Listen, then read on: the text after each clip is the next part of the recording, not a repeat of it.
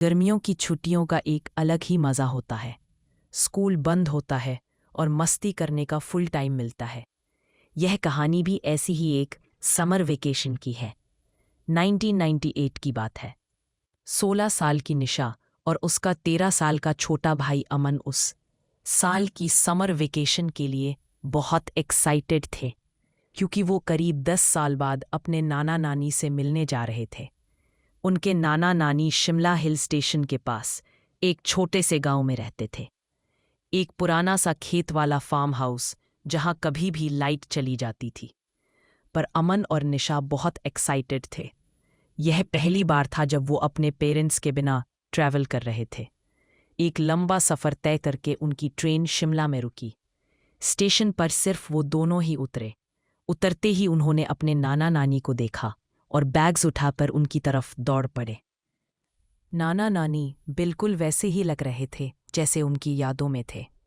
बस अब थोड़े कमज़ोर हो गए थे।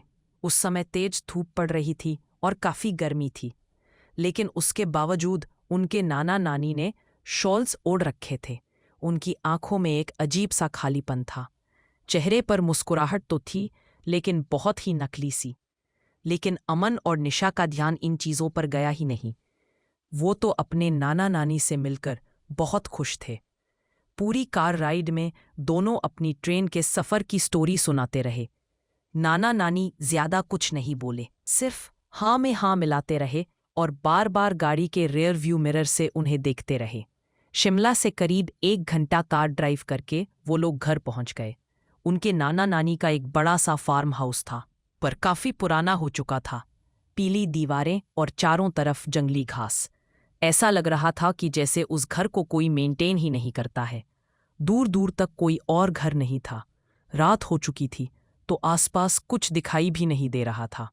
घर के बाहर वरांडा में एक पुरानी रॉकिंग चेयर थी, जो बिना हवा के भी हल्की हल्की हिल रही थी। अमन ने मजाक में बोला कि ऐसी ही जगह पर हॉरर मूवी शूट होती है, और दोनों भाई बहन हंस पड़े। घर के अंदर सब कुछ पुराना था। ब्लैक एंड वाइट फोटोज, लकड़ी का फर्नीचर और एक अजीब सी स्मेल, जैसे कुछ सड़ रहा हो।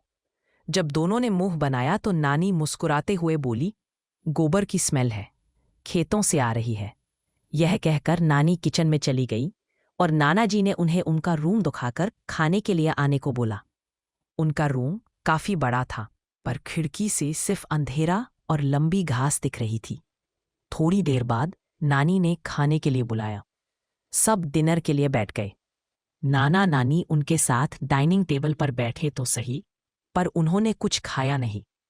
बस यही रिपीट करते रहे कि वो दोनों कितने खुश हैं कि बच्चे आए हैं। यह बात दोनों बच्चों को पहले तो बहुत अजीब लगी, पर वो दोनों अपने नाना नानी से 10 साल बाद मिल रहे थे। शायद उनकी नाना नानी ने उन्हें बहुत ज्यादा मिस किया था। डिनर के बाद निशा और अमन अपने रूम में चले गए। थोड़ी देर बाद नाना जी कमरे में आए।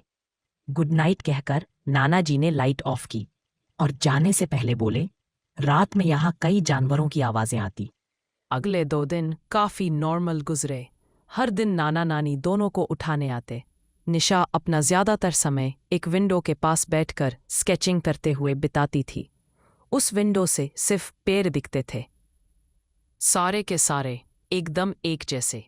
अमन घर के आसपास घूमता रहता या घर के पीछे के कोने में एक पुराने झूले पर बैठकर अपने वॉकमैन पर गाने सुनता रहता।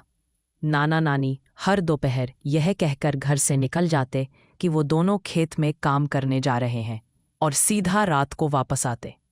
घर में एक लैंडलाइन फ़ोन भी था, पर वो खराब पड़ा था, तो वो बच्चे अपने मम्मी पापा से भी बात नहीं कर पा रहे थे। कुछ छोटी छोटी चीज़ें भी थी जो थोड़ी अजीब थीं, जैसे नाना नानी कभी भी उनके साथ कुछ खाते नहीं थे। हर बार कोई ना कोई बहाना करके दोनों डाइनिंग टेबल पर बस बैठे रहते। एक बार अमन ने देखा कि किचन में फ्रिज खुला हुआ था और अंदर सिर्फ एक पतीला था, जिसमें कोई लाल गाढ़ा सा लिक्विड था। जब उसने पूछा तो नानी ने सिर्फ इतना कहा, वो एक पुरानी फैमिली रेसिपी है, और जोर जोर से हंसने लगी। अक्सर नानी बेवजह जोर जोर से हंसना शुरू कर देती थी, और नाना जी कई घंटों तक एक ही जगह बैठकर सामने किसी चीज को घूरते रहते। दोनों भाई बहन को लगा कि ये सब बुढ़ापे की निशानी है। उस रात निशा की आंख किसी आवाज़ से खुली। आवाज़ दरवाजे के बाहर से आई थी। तभी दरवाजे के नीचे से एक बड़ी सी शैडो गुजरी, सिर्फ 1 सेकंड के लिए। नाना जी की वार्निंग भूलकर निशा दरवाजे के पास दबे पाँव गई और उसने धीरे से दरवाज़ा खोला। वो अजीब सी बदबू अब और तेज हो गई थी। सामने अंधेरा था, पर किसी के घिसकने की आवाज़ आ रही थी। वो कोई जानवर नहीं लग रहा था, वो कुछ और ही था। इससे पहले कि निशा उसके पास जाकर कुछ समझ पाती, अचानक से किसी ने उसके कंधे पर हाथ रखा और उसकी चीख निकल गई। उसके पीछे उसकी नानी थी। उनके चेहरे पर अब भी वही अजीब सी नकली स्माइल थी और उनका चेहरा अजीब सा सफ़ेद पड़ चुका था। उन्होंने निशा को सोने को कहा। घबराई हुई निशा चुपचाप अपने कमरे में वापस आ गई, लेकिन वो डर के मारे सो ही नहीं पा रही थी। निशा को अब उस जगह से एक घबराहट होने लगी थी। अगली सुबह नाना नानी उसके कमरे में आए। दोनों का चेहरा बिल्कुल नॉर्मल था। रोज की तरह वो बोले, नाश्ता किचन में है पर वो खेत में काम करने जा रहे हैं। जैसे ही निशा को मेन डोर बंद होने की आवाज़ आई, उसने राहत की सांस ली। उस दोपहर अमन बाहर झूले पर बैठकर अपना हॉलिडे होमवर्क कर रहा था। जब उसे घर के अंदर से कुछ बच्चों के खेलने की आवाज़ आई, उसने पीछे वाली खिड़की से झांका तो उसे एक परछाई दिखी, मानो किसी छोटे से लड़के की हो। अमन को लगा कि शायद घर पर मेहमान आए हैं, पर जब वो घर के अंदर गया तो वहां निशा के अलावा कोई नहीं था। वो पूरे घर में उस लड़के को ढूंढने लगा और तब उसका ध्यान ड्राइंग रूम में पड़ी ब्लैक एंड वाइट फोटो पर गया। बीच में उनके नाना नानी की एक बड़ी सी फोटो थी और उनकी आंखों से खून बह रहा था। यह देखकर अमन डर गया। उसने फौरन निशा को बुलाकर वो फोटो दिखाई, लेकिन तब वो फोटो एकदम नॉर्मल थी। निशा ने भी अमन को अपने साथ हुआ कल रात का किस्सा बताया। दोनों बच्चों के हाथ पैर ठंडे पड़ चुके थे।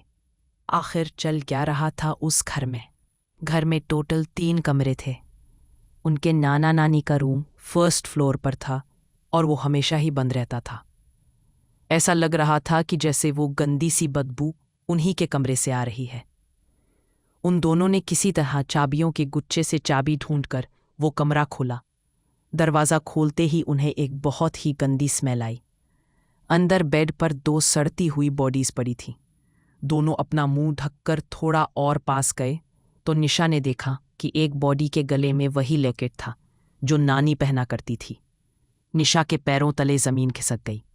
वो समझ गई कि ये लाशें उनके नाना नानी की हैं, पर अगर ये लाशें उनके नाना नानी की हैं तो वो कौन है जिनके साथ वो रह रहे हैं?